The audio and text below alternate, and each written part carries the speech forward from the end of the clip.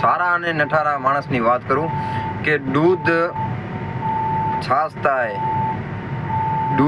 દૂધમાંથી દહીં થાય, દહીંમાંથી છાશ થાય, છાશમાંથી ઘી, માખણ થાય, માખણમાંથી ઘી થાય.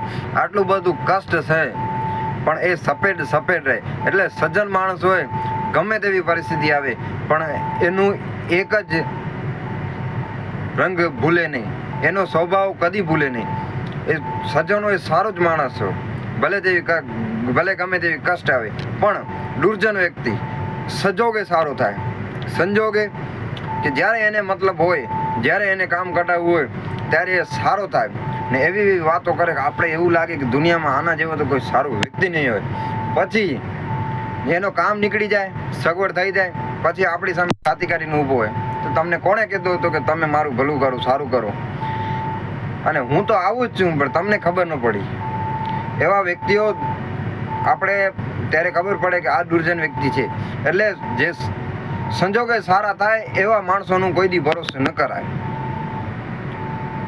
સજ્જન કો ત્રાસ બલો, દુર્જન કી કૃપા પૂરી, સૂરજ તપે તબ બરસન કી આસ. આવા વ્યક્તિઓને જ્યારે કામ હોય ને ત્યારે બહુ મીઠા થાય છે, પછી કામ નીકળી જાય ત્યારે સૂરજની જેમ તપે છે. અને સજ્જન માણસ હોય એ સૂરજની જેમ તપતો જ હોય, કામ હોય કે ન હોય. તો નુગરાથી નેડો ન રાખીએ, નુગરાથી દૂર રહીએ. આ સજ્જન અને દુર્જનનો તફાવત.